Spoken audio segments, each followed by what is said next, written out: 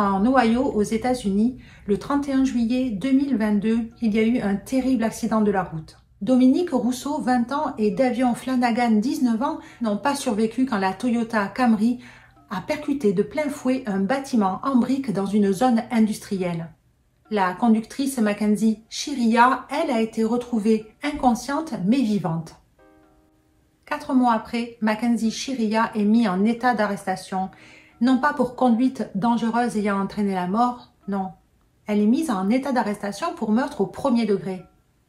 Selon la police et le procureur, elle aurait délibérément voulu tuer son petit ami Dominique Rousseau. Elle aurait planifié cet acte et le fait que Davion Flanagan était à l'arrière de la voiture ne l'a pas arrêté. Davion Flanagan n'était qu'une valise dans le coffre.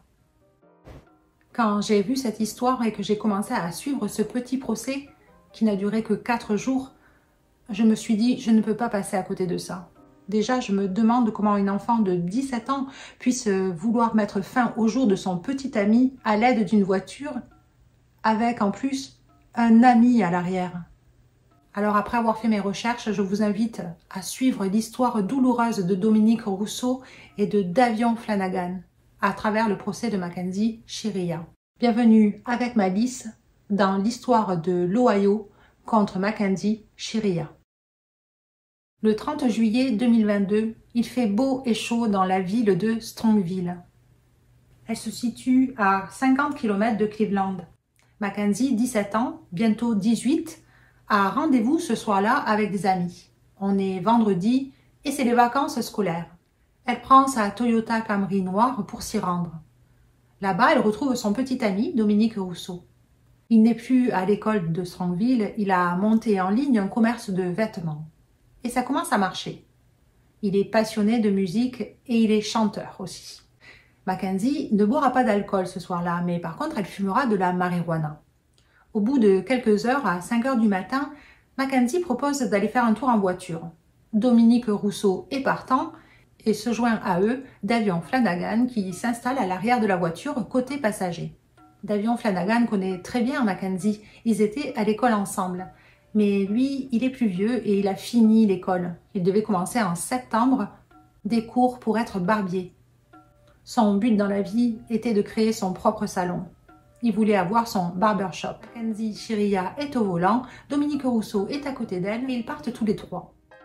Ils vont être repérés par une caméra de surveillance à 5h30 du matin. Ils sont sur une grande artère qui s'appelle Progress Street. À leur droite, il y a une très grande zone commerciale qui, à 7h de la nuit, à 5h30 du matin, est vide. Mackenzie met son clignotant et tourne sur Alameda Street, qui est une grande ligne droite.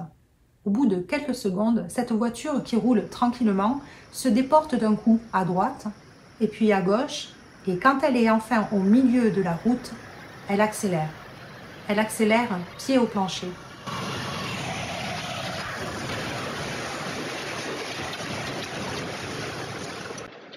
Pour finir encastré dans l'angle d'un building commercial. Il est 5h30 du matin dans cette zone commerciale vide. À 6h15 du matin, les policiers de Strongville et les pompiers sont avisés d'un accident de la route dans la zone industrielle Progress Park. Quand ils arrivent, la voiture n'est plus qu'un enchevêtrement chaotique de métal.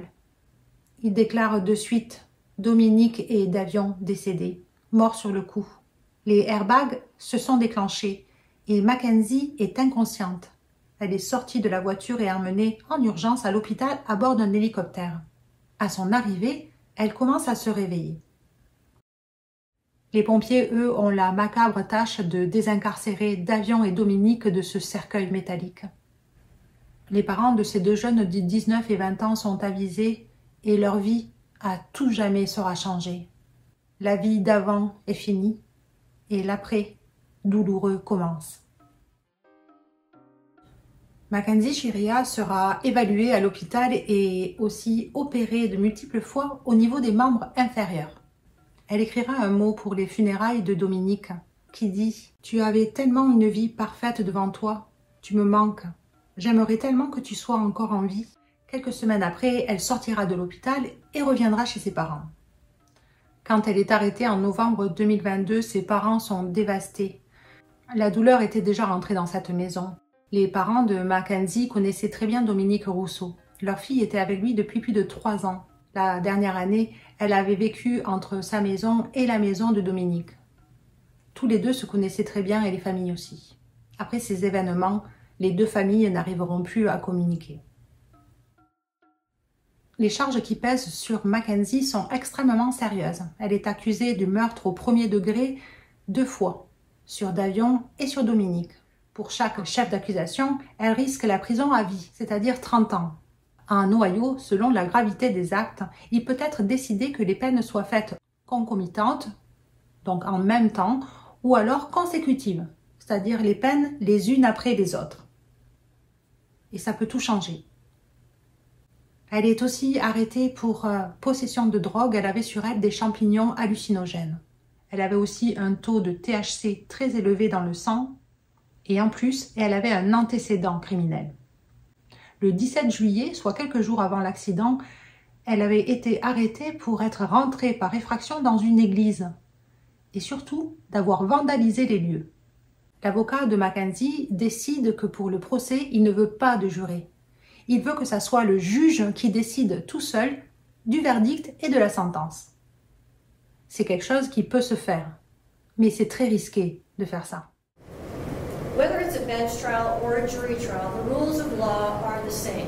Et pour ce procès, ce sera le juge Nancy Margaret Rousseau qui sera la seule à déterminer le verdict et la sentence. Nancy Rousseau n'a aucun lien de parenté avec la famille Rousseau, avec la famille de Dominique. Quand le procès commence, Mackenzie n'a plus du tout la même attitude qu'elle avait lors de son arrestation. Elle apparaît plus comme une victime. Elle a une attelle au bras, et de toute manière, c'est ce qu'elle dit. Elle et son avocat, James O'Donnell. C'est une victime. Pour elle, ce soir-là, elle a fait une perte de connaissance, et c'est pour ça qu'ils sont allés s'écraser dans le mur. Elle n'a fait que subir.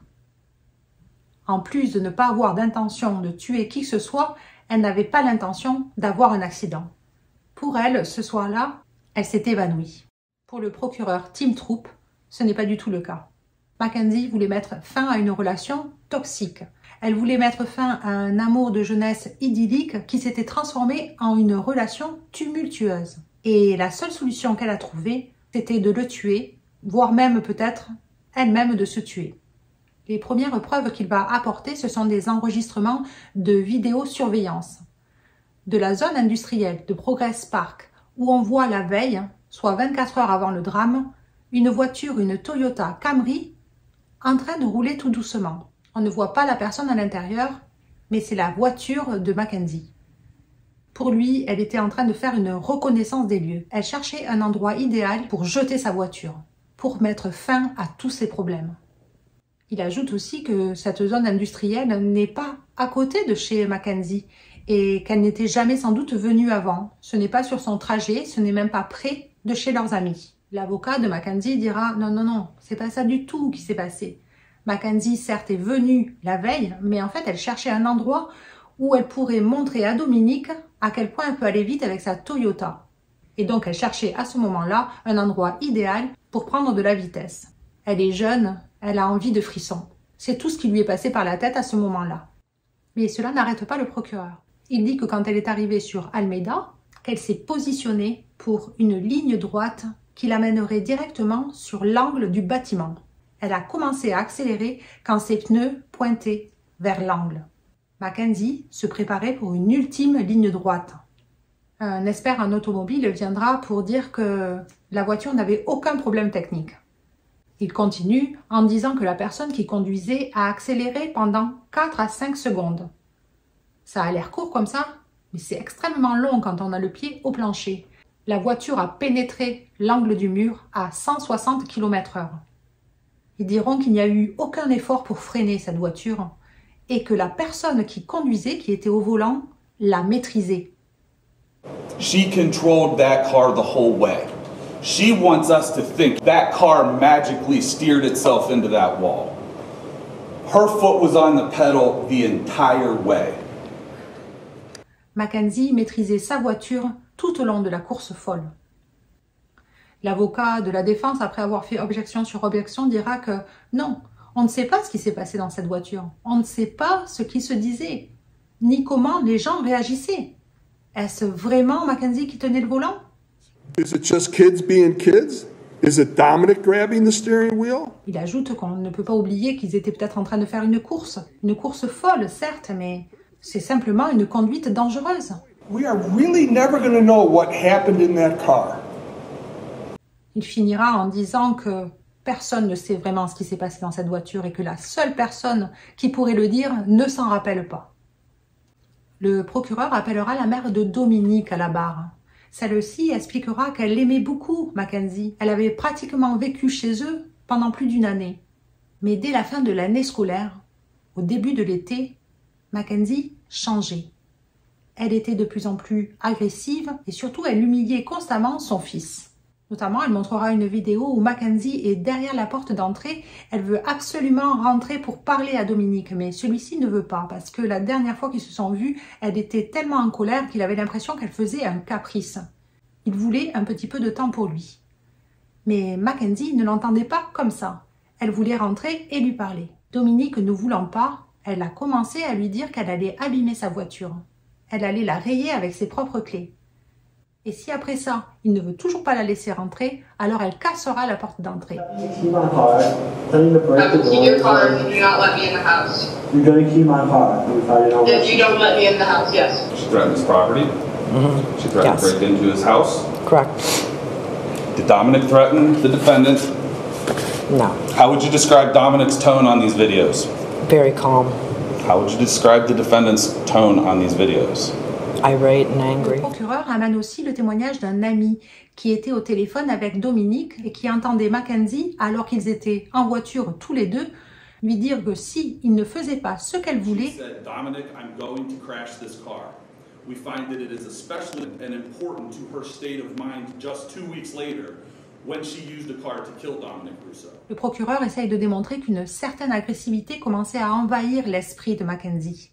Le neurologue de l'hôpital dans lequel a été reçu Mackenzie après l'accident viendra témoigner à la barre aussi. Mackenzie lui a dit que c'était bien de sa faute si Dominique et Davion étaient décédés.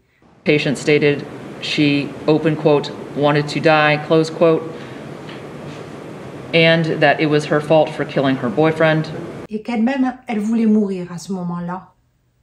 En contre-interrogatoire, James O'Donnell, l'avocat de Mackenzie, You just said and read that Mackenzie said it was her fault, correct? I did read those words. That's what it says. It didn't say that she purposely killed someone, did it? Those words do not appear in that note. cette révélation faite par le neurologue ne fait qu'appuyer en fait le meurtre au premier degré. Parce que quand on veut se suicider et qu'on décide d'amener quelqu'un d'autre avec soi, c'est un signe de préméditation. Cela montre bien que Mackenzie ne veut pas mourir seule. Elle veut mourir avec Dominique. Elle veut que leur amour reste éternel. Pour lui, c'est tout simplement un acte puéril et égoïste. La prochaine personne qui est appelée, c'est le policier qui est venu prendre le témoignage de Mackenzie à l'hôpital. Il témoignera que pendant la conversation, elle lui demande s'ils peuvent suspendre son permis de conduire pour 10 ans. Le policier dira que c'était dur de comprendre pour lui comment quelqu'un peut être concerné par ses privilèges d'avoir un permis de conduire alors qu'elle était responsable de 2 morts avec une voiture. Elle renouvellera aussi son permis. Aux États-Unis, on doit renouveler son permis de conduire tous les ans. Elle renouvellera son permis de conduire et c'est sa mère qui paiera. Le procureur veut mettre le doigt sur le fait que Mackenzie n'a aucun remords et n'a aussi aucune empathie en fait pour ses amis qui sont décédés. Et pour cela, il montrera que la vie a continué normalement pour Mackenzie. Shortly after the crash, Strongsville police were notified that they had Au bout de quelques semaines, alors qu'elle était hospitalisée, elle a postulé dans diverses agences de mannequins à Los Angeles. Kenzie Shirilla said to Vitali, "Thank you for the comment. I would love to work with you guys. I've been emailing you guys." À la sortie de l'hôpital, elle est allée à un concert qui était prévu de longue date. Elle s'y est rendue en chaise roulante, mais elle s'y est rendue quand même. Elle a conduit en ville alors qu'elle avait eu un accident de la route très sérieux. Et surtout, elle a fait beaucoup de soirées. Mais le pire, c'est la vidéo en hommage à Davion et à Dominique qu'elle a fait sur TikTok. not even cool. I'm just one of those girls that can do a lot of drugs and not die. Il dira que pour lui, cette vidéo démontre que la personne principale, alors que c'est un hommage pour Davion et Dominique, c'est elle. Elle se met en avant avec une croyance presque magique qu'elle ne peut pas mourir.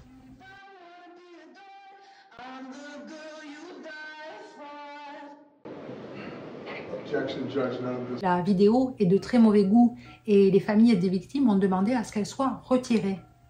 Ce que la mère de Mackenzie fera. Elle demandera à sa fille de retirer cette vidéo.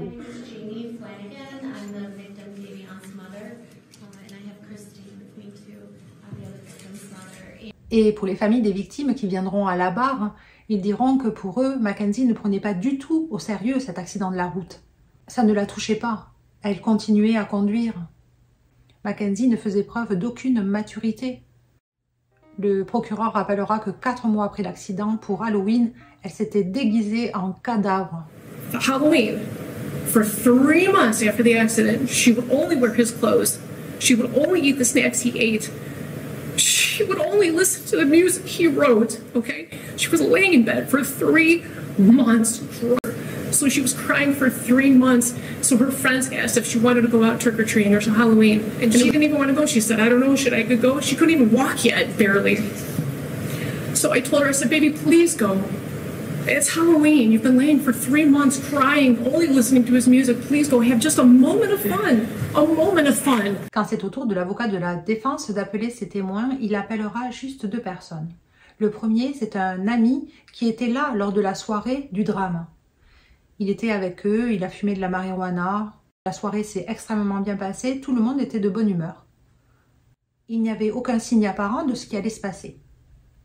La deuxième personne que l'avocat appelle, c'est la mère de Mackenzie, Nathalie Chiria. Et on sent le poids de l'année qui vient de s'écouler. Cette famille aussi a perdu tous ses repères. Nathalie Chiria, voulant sans doute bien faire, elle lancera une bombe. Elle dira que sa fille est atteinte d'un trouble médical. Le syndrome de tachycardie orthostatique posturale. Elle témoigne que sa fille avait une condition médicale qui lui entraînait des étourdissements jusqu'à la perte de conscience. Quand elle est déshydratée, elle peut s'évanouir. Et elle pense que c'est ce qui s'est passé cette nuit-là. Le procureur s'insurgera. Il ne comprend pas comment on peut arriver avec une histoire pareille à ce moment du procès.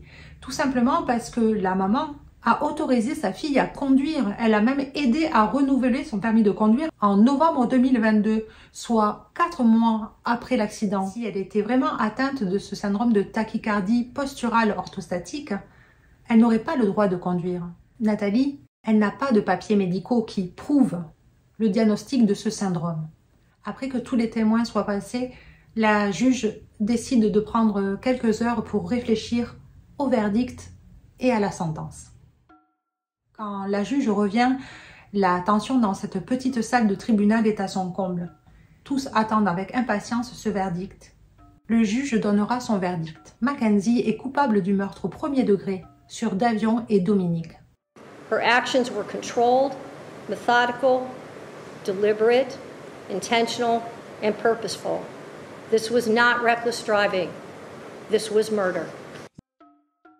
La juge dira qu'elle n'a pas été leurrée par son charme ni par son attitude de victime. Pour elle, ce n'est pas une conduite dangereuse, c'est un meurtre.